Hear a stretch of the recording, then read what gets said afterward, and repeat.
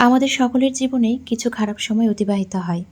খারাপ সময় হচ্ছে অনেকটা বর্ষাকালের বন্যার মতো, যা আমাদের আশেপাশে সকল আবর্জনাকে ভাসিয়ে নিয়ে যায় আমাদের থেকে অনেক দূরে। আমাদের ভালো সময়গুলো সবসময় তাদের সাথেই কাটানো উচিত, যারা আমাদের খারাপ সময়ে সবসময় আমাদের পাশে ছিল। হ্যালো এভরিওয়ান, আসসালামু আলাইকুম। Welcome back to my another new blog. This is Shimul. সবার কী অবস্থা, কেমন আছেন? আই হোপ সবাই ভালো আছেন, সুস্থ আছেন। আমার আজকের ভিডিওটা হচ্ছে গতকালকের। যেহেতু আমি একদিন পর পর ভিডিও দিই, তবে আজকের সকালটা আমার শুরু হয়েছিল খুব খারাপ একটা সংবাদ দিয়ে। তো আসলে প্রত্যেকটা মানুষের জীবনে ভালো সময় আসবে, খারাপ সময় আসবে, তবে খারাপ সময়গুলো কিন্তু খুব কষ্টেই আমাদেরকে কাটাতে হয়। প্রত্যেকটা মানুষের জীবনেই খারাপ সময় আসে এবং সেই সময়গুলোকে কিন্তু তাকেই ফেস করতে হয়। আমরা কিন্তু পাশ থেকে শুধুমাত্র সান্ত্বনাই দিতে পারি, এর চাইতে কিন্তু খুব বেশি কিছু করতেও পারি না। এখানে আমি সকালবেলার যে নাস্তাটা সেটা বানিয়ে নিচ্ছিলাম। তো অনেক দিন পর রাজশাহী শহরে বৃষ্টি হয়েছে। আমাদের রাজশাহী শহরে কিন্তু বৃষ্টির পরিমাণ খুবই কম। তো যেহেতু বৃষ্টি হয়েছে, সকালের যে ওয়েদারটা সেটা কিন্তু ঠান্ডা ঠান্ডা ছিল। তো ভেবে নিয়েছিলাম আজকে সকালে আমি একটু পরোটা বানাবো আর দুধ চা বানাবো। তো যারা এই মুহূর্তে আমার ভিডিওটি দেখা শুরু করেছেন, তারা প্লিজ একটা লাইক দিয়ে ভিডিওটি কন্টিনিউ করবেন। আর যারা আমার চ্যানেলটি আজকে নতুন ভিজিট করছেন, যদি আমার ভিডিওটি ভালো লেগে থাকে তাহলে আমার চ্যানেলটি সাবস্ক্রাইব করে আমার সঙ্গে থাকতে পারেন। তো আমি কিন্তু এখানে পরোটা বানানোর জন্য প্রত্যেকটা লেচি এভাবে কেটে সুন্দর করে এভাবে কিন্তু ভাঁজ দিয়ে রেখে দিয়েছি। আর এখন একটা একটা করে পরোটা বানিয়ে ফেলবো। আজকে সকালে ঘুম থেকে উঠে একটা মেসেজ পাই। তো আমাদের সবার প্রিয় লাইফস্টাইল অফ দীপা থেকে দীপা আপুর কিন্তু শ্বশুর মারা গিয়েছে আজকে। আপু যখন ফোনে কথাটা বলছিল তখন অঝরে কান্না করে যাচ্ছিল। এপাশ থেকে আমার চোখ দিয়েও পানি পড়ছিল। তো প্রত্যেকটা মানুষকে আসলে জীবনের কোনো না কোনো সময় কঠিন পরিস্থিতি পার করতে হবে। তো সবাই দোয়া রাখবেন আপুর পরিবারের জন্য, দীপা আপুর পরিবারের জন্য, বিশেষ করে ভাইয়ার জন্য খুব খারাপ লাগছে, কারণ ভাইয়ার বাবা মারা গিয়েছেন। তো আমরা সবাই দোয়া রাখবো আপুর পরিবারের সকলকে যেন আল্লাহ কঠিন পরিস্থিতিতে ধৈর্য দান করার শক্তি দান করে। আর আপু যেহেতু বিজনেসের সাথে আর কি জড়িত রয়েছে, তো সবাইকে বলবো যে আপুর এই কঠিন পরিস্থিতিতে সবাই আপুর পাশে থাকবেন। আপু হয়তোবা 2-3 দিনের আগে বিজনেসের যে জায়গাটাতে সেটাতে হয়তোবা ফিরে আসতে পারবে না, এটা আসলে সম্ভবও না। তো এই কঠিন পরিস্থিতিতে সবাই একটু ধৈর্য দান করে আপুর পাশে থাকবেন। সবাই দোয়া রাখবেন আপুর পরিবারের জন্য। তো আসলে সকাল থেকেই মনটা খুব খারাপ, আসলে মৃত্যু সংবাদটা কিন্তু কখনোই আমাদের জীবনে ভালো সংবাদ হয় না। আর সেটা যদি আমাদের কাছের মানুষদের হয়, তাহলে সেটা কিন্তু আরও খুব কষ্টের হয়। তো যাই হোক, এই দিক দিয়ে কিন্তু আমি আপনাদের সাথে কথা বলতে বলতে পরোটাগুলো ভেজে নিয়েছি। যতই বলি না কেন যে পরোটা খাবো না, রুটিই খাবো, কিন্তু আসলে খাওয়া যায় না। ওদেরকে কি খাওয়াবো, আসলে আমার নিজেরই তো খেতে ভালো লাগে না। তো আসলে পরোটা খেয়ে খেয়ে এমন একটা অভ্যাস হয়ে গিয়েছে, এখন আর রুটি খেতে একদমই ইচ্ছে করে না।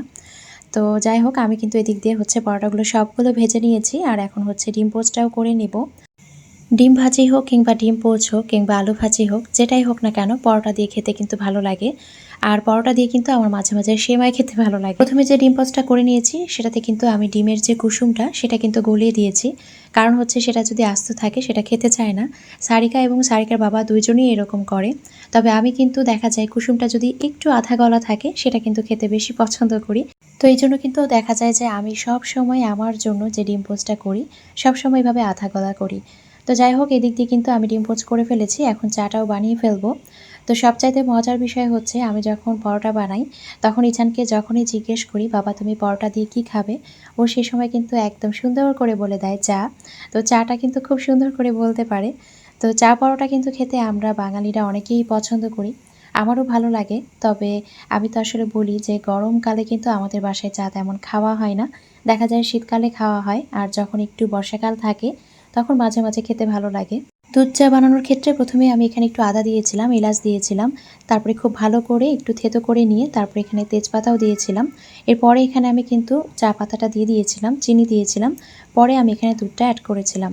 তো আমি দেখা যায় দুধ চাতে একটু করে এভাবে লং, এলাচ এবং হচ্ছে যে আদাটা সেটা দিই, কারণ আমার কাছে এতে করে ফ্লেভারটা খুব বেশি ভালো লাগে।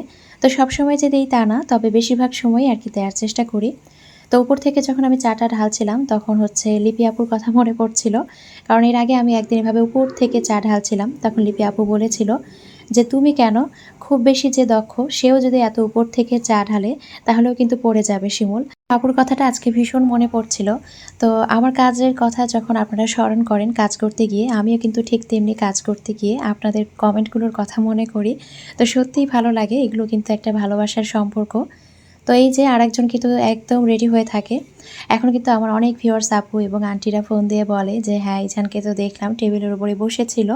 তা আসলে বসে থাকে বলতে যখনই দেখে যে হ্যাঁ, খাবার রেডি করবে, ও আগেই বুঝতে পারে যে আমার আম্মু এখন হচ্ছে চেয়ারগুলো ঠিক করছে, তার মানে হয়তোবা খাবার নিয়ে আসবে টেবিলে। তো সে সময় ও দৌড় দিয়ে দেখা যায় যে টেবিলের উপরে কিংবা হচ্ছে চেয়ারের উপরে উঠে কিন্তু বসে থাকে। এটা ওর একটা হ্যাবিট। তো সকালে নাস্তাটা করে নিয়েছি, এরপরে হচ্ছে যা কিছু রান্না করব সেগুলো কিন্তু একটু বের করে রেখেছি। তারপরে চলে এসেছি একটু ফার্নিচার মুছতে। তো এটা কিন্তু অনেক বেলাই হয়ে গিয়েছে, প্রায় 11:30 বাজে। কারণ নাস্তা খাওয়ার পরে দেখা যায় ইজানকে আমার একটা অনেক বড় সময় দিতে হয়, ওর পিছনে একটু দৌড়াদৌড়ি করতে হয়, ওকে খাওয়াতে হয়, ওর সাথে একটু খেলা করতে হয়। তার ফাঁকে ফাঁকে কিন্তু হচ্ছে বাসার কিছু কাজ করতে হয়। তো সবকিছু মিলিয়ে আসলে রান্নার বান্নার যে কাজটা, এটা কিন্তু আমার একটু দেরি হয়ে যায়। আগে দেখা যেত একদম দুপুর ১টা যখন বাজতো, সেই সময়ের মধ্যেই কিন্তু আমার রান্নাবান্না, গোসল সব কাজ কমপ্লিট হয়ে থাকতো। তো এখন যেহেতু বাচ্চা-কাচ্চা ছোট, আসলে এখন চাইলেও কিন্তু হয় না। ক্যাবিনেটের ভেতরে কিভাবে যে এত ধুলা প্রবেশ করে আমি আসলে বুঝেও পাই না। তো আমি সবসময় যেটা করি যে কয়েকদিন পর, পর এভাবে কিন্তু ভেতরের যে অংশগুলো রয়েছে এভাবে কাপড় দিয়ে, দিয়ে মুছে ফেলি। কারণ এইগুলো কিন্তু বের করে প্রত্যেকদিন মোছা সম্ভব না। তো আসলে ক্যাবিনেট ক্লিন করার কথা মনে পড়লে তো আমার একদম ভয় লেগে যায়। কারণ এতগুলো জিনিস বের করে ক্লিন করা, তাও আবার বাচ্চা নিয়ে, খুব ঝামেলা। তো লাস্ট যেইবার আমি ক্লিন করেছিলাম রাত কিন্তু দেখা গিয়েছিল ১:৩০ না ২টা পর্যন্ত হয়তোবা ক্লিন করেছিলাম, এরকম কিছু একটা। আমার গত ভিডিওতে আহমদ খান আইডি থেকে এক আপু হচ্ছে কমেন্ট করেছেন, আপু আপনার লোহার কড়াই কিভাবে পরিষ্কার করেছেন, তেলে কিভাবে হলো জানাবেন প্লিজ। তো আপু হচ্ছে আমি একটু বলে দেই, আপনি প্রথমে কড়াই যখন কিনে নিয়ে আসবেন তখন কিন্তু একটু সিরিজ কাগজ দিয়ে ঘষে নেবেন। এরপরে কচুর শাকের যে পাতা পাওয়া যায় সেই শাক পাতা নিয়ে এসে একটু পানি দিয়ে সেদ্ধ বসিয়ে দিবেন। যখন পানিটা শুকিয়ে যাবে, কচু পাতাটা যখন নরম হয়ে যাবে, পুরো কড়াইয়ের ভেতরে ছড়িয়ে দিয়ে ২ দিনের মতো রেখে দিবেন। দেখবেন যে এরপরে কিন্তু এটা কালো হয়ে যাবে অটোমেটিক্যালি। এরপরে এটাকে ঘষে ঘষে কয়েকবার ভালোভাবে ক্লিন করে ফেলবেন। এরপরে ভাজিটা তৈরি করবেন, না হলে দেখা যাবে বালু বালু বের হয়। তো আশা করছি আপনি আপনার প্রশ্নের উত্তরটা পেয়েছেন। তো এর মাঝে কিন্তু আমি হচ্ছে একটু ডিম সেদ্ধ বসিয়ে দিয়ে এসেছি, আর এদিকে হচ্ছে ইজানের যে কাপড়গুলো সেগুলো ক্লিন করেছি। তো এখন হচ্ছে সেগুলো একটু বেলকনিতে নেড়ে দিচ্ছিলাম। যেহেতু একটু বৃষ্টি হয়েছিল, তো সকালবেলায় দেখা গিয়েছিল ডায়পার খুলে দেওয়ার পরে ইজান একটু হিসি করে দিয়েছিল। তো হিসি করে দেওয়ার পরে আমি হচ্ছে একটু কাঁথা বের করে দিয়েছিলাম। তো আসলে কাঁথা কিন্তু এখন খুব একটা ইউজ করা হয় না, অনেক দিন পর আজকে একটা কাঁথা ইউজ করেছি ইজানের জন্য। তো কাপড়গুলো নেড়ে দিয়েছি, এখন হচ্ছে রান্নাঘরে চলে যাব। তো আজকে হচ্ছে খুব ঝটপট করে বাচ্চাদের পছন্দের কিছু খাবার তৈরি করে দিব। বাচ্চাদের খাবারে যখন অনীহা চলে আসে আমি কিন্তু এভাবে ঝটপট তাদের জন্য খাবার তৈরি করে দেই। তো আজকে হচ্ছে ভাবলাম একটু পোলাও রান্না করে দিই। তো প্রথমেই হচ্ছে আমি ডিমগুলো কিন্তু সেদ্ধ করে নিয়েছিলাম। আর দেখেন এত জোরে ডিমগুলো আমি ছেড়েছি, মানে এত পরিমাণে লোহার কড়াইটা গরম হয়েছিল। সে সময় সম্ভবত আমি এক ভিউয়ার্স আপুর সাথে কথা বলছিলাম। তো আপুদের পার্সেলগুলো আসলেই রেডি করা, আপুদের সাথে কথা বলা, তো সব কিছু মিলিয়ে আসলে আমার কিন্তু খুব ব্যস্ততার মধ্যে দিয়ে দিন কাটছে। তো আমি হচ্ছে এখানে কিন্তু ডিমগুলো লবণ আর হলুদ দিয়ে ভেজে নিয়েছি। এখন হচ্ছে বেগুন ভাজা করে নিব। তো তার জন্য কিন্তু এখানে হলুদের গুঁড়া, মরিচের গুঁড়া, লবণ এবং হচ্ছে হালকা পরিমাণে চিনি দিই। এটা তো যারা রেগুলার আমার ভিডিও দেখেন জানেন যে আমি বেগুন ভাজায় একটু চিনি খেতে পছন্দ করি। টেস্টটা আমার কাছে ভালো লাগে। তো সবকিছু মাখিয়ে নিয়ে এখন হচ্ছে তেলে ভেজে নিব। তো যেসব ভিউয়ার্স আপুরা আর কি অনেক কোশ্চেন রাখছেন তাদের উদ্দেশ্যে আবারও বলে দিচ্ছি যে আমার যে ফেসবুক পেজটা আছে সেই ফেসবুক পেজের নাম হচ্ছে ওয়্যার উইথ শিমুল। আর হচ্ছে আপনারা কিন্তু আমার স্ক্রিনে যে নাম্বারটা দেয়া আছে সেই নাম্বারে ইচ্ছে করলে আমাকে ফোন দিতে পারেন। পুরো বাংলাদেশের মধ্যেই কিন্তু আমরা সার্ভিস দিয়ে থাকছি। তো ইন্ডিয়া থেকে কয়েকজন আপু নক দিয়েছেন যে ইন্ডিয়াতে দেওয়া যাবে কিনা। তো আপু আপাতত এই বিষয় নিয়ে এখনও চিন্তাভাবনা করিনি, তবে চিন্তাভাবনা করব খুব শীঘ্রই ইনশাল্লাহ। তো গতদিন হচ্ছে আমেরিকা থেকে এক আপু ফোন দিয়েছিল, আপুর নাম ছিল শিফা। তো আপু ফোন দিয়ে অনেকক্ষণ কথা বলল এবং বলল যে আপু তোমার থ্রি পিসগুলো আমার খুব ভালো লেগেছে, আমি নিব। তো এত ভালো লেগেছে যে আসলে আপু এত দূর থেকে ভিডিওগুলো ভালোবেসে দেখে এবং প্রোডাক্টগুলো নিতে চেয়েছে, আপুর কাছে ভালো লেগেছে। তো সত্যি খুব ভালো লাগে যখন হচ্ছে এইভাবে নিজের কাজের কোনো ফিডব্যাকটা পাই, তখন সত্যি খুব ভালো লাগে। আর আমার ভালোবাসার আন্টিদের কথা কি বলবো, আন্টিদের জন্য আমি আসলে সবসময় ভালোবাসা আর দোয়া। তো মিরপুর থেকে নাজমা আন্টি, রামপুরা থেকে আয়েশা আন্টি, এরপরে হচ্ছে আমার মদিনা থেকে যে পারভিন আন্টি এবং হচ্ছে আমার রাজশাহীর যে মেহেরচণ্ডী রয়েছে সেখান থেকে হচ্ছে কাজল রেখা আন্টি। তো সব আন্টিদের প্রতি অনেক সম্মান, শ্রদ্ধা, দোয়া, ভালোবাসা সব কিছু জানাচ্ছি। আমার কোন জায়গাগুলোতে ভুল ত্রুটি হচ্ছে, কোন জায়গাগুলোতে আরও ভালো কিছু করা দরকার সেগুলো কিন্তু আমাকে আন্টিরা পরামর্শ দিচ্ছে। তো সত্যি আমি খুবই কৃতজ্ঞ, মানে এত ভালোবাসা আসলে কি বলবো, নিজের মানুষ না হলে কেউ কিন্তু এভাবে আর কি পরামর্শগুলো দেয় না। তো যাই হোক, আমি কিন্তু এখানে চিংড়ি মাছটা ভুনা করে নিব। তার জন্য প্রথমে কিন্তু আমি এখানে তেলের মধ্যে পেঁয়াজ কুচি দিয়েছিলাম। পেঁয়াজগুলো আমি লবণ দিয়ে ভেজে নেওয়ার পরে এখানে আমি কিন্তু আদা রসুন বাটা, হলুদের গুঁড়ো, মরিচের গুঁড়ো দিয়েছিলাম এবং আস্ত যে কাঁচামরিচ সেটাকে কিন্তু ফালি করে দিয়েছিলাম। এরপরে আমি সবগুলো মশলা খুব ভালোভাবে কষিয়ে নিয়েছি। মশলা কষিয়ে নেওয়ার পরে আমি চিংড়ি মাছগুলো দিয়ে দিয়েছি। তো কষিয়ে নেওয়ার পরে আবারও কিন্তু আমি পানিটা অ্যাড করেছি। আর এদিকে কিন্তু এক এক করে যে বেগুন ভাজাগুলো সেগুলোও কিন্তু হয়ে গিয়েছে। তো পোলাওর সাথে কিন্তু দেখা যায় যে আমাদের বাসায় বেগুন ভাজাটা খুব চলে। আমরা কিন্তু বেগুন ভাজাটা ভীষণ পছন্দ করি পোলাওর সাথে। তো এদিকে কিন্তু চিংড়ি মাছের যে ভুনাটা সেটাও কিন্তু হয়ে গিয়েছে। তো সেটাও এখন আমি নামিয়ে ফেলবো। আমার গত ভিডিওতে এক আপু কমেন্ট করেছেন, আপু আমার মেয়ে ফায়জা ইজান বাবার অনেক বড় ফ্যান, অনেক দোয়া আর ভালোবাসা, অনেক দূর এগিয়ে যান আমার প্রিয় আপু। অসংখ্য ধন্যবাদ আপু এত সুন্দর একটা কমেন্ট করার জন্য। আর ফায়জা মামুনির জন্য অনেক অনেক ভালোবাসা রইল। ফায়জা আম্মু তোমার জন্য দোয়া রইল, তুমি বড় হয়ে অনেক ভালো মনের একজন মানুষ হও। তো এদিকে কিন্তু চিংড়ি মাছটা যেটা ভুনা করেছিলাম সেটা ঢেলে নিয়েছি। আর এদিকে হচ্ছে এখন আমি ডিম ভুনাটাও করে নিব। তো একইভাবে কিন্তু আমি এখানে পেঁয়াজ কুচিটা দিয়েছিলাম, লবণ দিয়ে ভেজে নেওয়ার পরে এক এক করে এখানে আমি আদা রসুন বাটা দিয়েছি, হলুদের গুঁড়ো এবং সেই সাথে কিন্তু এখানে মরিচ ফালি দিয়েছি। এখানে আমি কোনো মরিচের যে গুঁড়াটা সেটা অ্যাড করিনি। মশলাগুলো খুব ভালোভাবে কষিয়ে নিয়েছি। এরপরে কিন্তু এখানে আমি ডিমগুলো দিয়ে দিয়েছি। আর এখন হচ্ছে ডিমটা আমি ভুনা করে নিব। তো ডিম ভুনাও কিন্তু ভালো লাগে আমার কাছে। আমি কিন্তু ছোটোবেলায় ডিম ভুনাটা বেশি পছন্দ করতাম পোলাও দিয়ে। তো বড় হয়ে দেখা যায় যে বেগুন ভাজাটা দিয়ে বেশি খেতে পছন্দ করি। তো এখন হচ্ছে আমি ভাজা জিরার গুঁড়াটা দিয়েছি। এরপরে কিন্তু আমি এটাকে নামিয়ে ফেলবো। গত দিনের যেহেতু মাংস ছিল এই জন্য আজকে কোনো মাংস রান্না করছি না।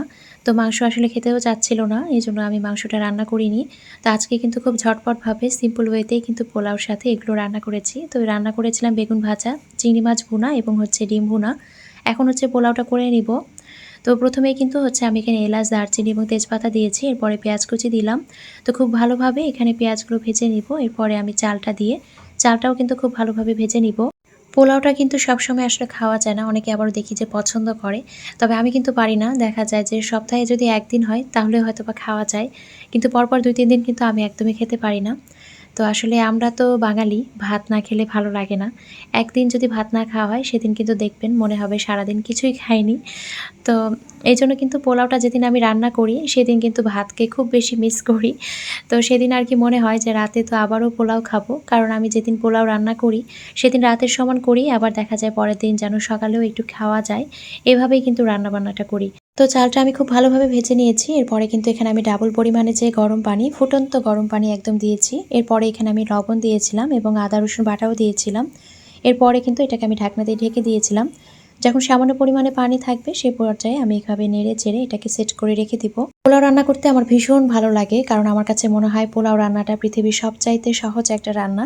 সত্যি আমার খুব ভালো লাগে। আমার কাছে মনে হয় বিয়ে বাড়ির মতো যদি একদম এক ডেকচা পোলাও যদি আমাকে রান্না করতে দিত, তো সেখানে হয়তো বা আমি একদম রান্না করতাম খুব খুশি মনেই।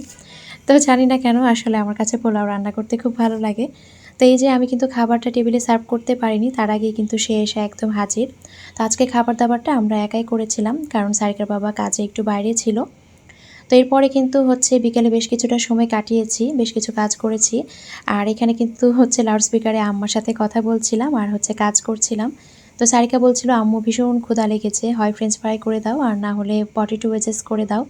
তা আমি বললাম ঠিক আছে, ফ্রেঞ্চ ফ্রাই তো মাঝে মাঝে করা হয়, আজকে একটু পটেটো ওয়েজেস করে দেই। গত ভিডিওতে এক আপু কমেন্ট করেছেন, আপু আমি সুমাইয়া, আমি তোমার ভিডিওগুলো দেখি, আমার অনেক ভালো লাগে, তোমার কণ্ঠ খুব ভালো আর তোমার ছেলেটা অনেক কিউট, মাশাআল্লাহ, অনেক অনেক ভালোবাসা। অসংখ্য ধন্যবাদ আপু। সুমাইয়া আপু তোমার জন্য অনেক ভালোবাসা রইল আর আমার মন থেকে অনেক দোয়া রইল। সবাই ভালো থাকো সব সময়, আসলে সবাই ভালো থাকলেই ভালো লাগে। তো এর মধ্যে দিয়ে কিন্তু আমি এগুলোকে সুন্দর করে কাট করে নিয়েছি। আর এখন হচ্ছে একদম ফ্রিজের যে পানি, একদম ফ্রিজের ঠান্ডা যে পানি রয়েছে তার মধ্যে কিছু আইসও দিয়েছিলাম, তার মধ্যে কিন্তু এখন আলুগুলো এভাবে আমি ভিজিয়ে রেখে দিব প্রায় আধা ঘন্টার মতো। তো ভিজিয়ে রাখার পরে এখন হচ্ছে এটা কিন্তু আধা ঘন্টা হয়ে গিয়েছে। এখন আমি এগুলোকে সেদ্ধ করে নিব, একদম 80%-এর মতো সেদ্ধ করব, খুব বেশি সেদ্ধ করব না। পটেটো ওয়েজেস কিন্তু আমার কাছে মনে হয় রেস্টুরেন্টেই বেশি ভালো লাগে, ওরা কেমন যেন একটা মশলা দেয় ওপর দিয়ে, ওই মশলাটা আমার কাছে খুব বেশি ভালো লাগে। তো যাই হোক, তবে রেস্টুরেন্টের খাবার তো রেস্টুরেন্টের খাবার, বাসার খাবার তো বাসার খাবার, একদিকে হয়তো ভালো একদিকে হয়তো খারাপ। কথাটা এই জন্যই বললাম, কারণ রেস্টুরেন্টের খাবার হয়তো বা বেশি টেস্ট লাগে, কিন্তু হেলদি তো হচ্ছে একদম বাসার খাবার।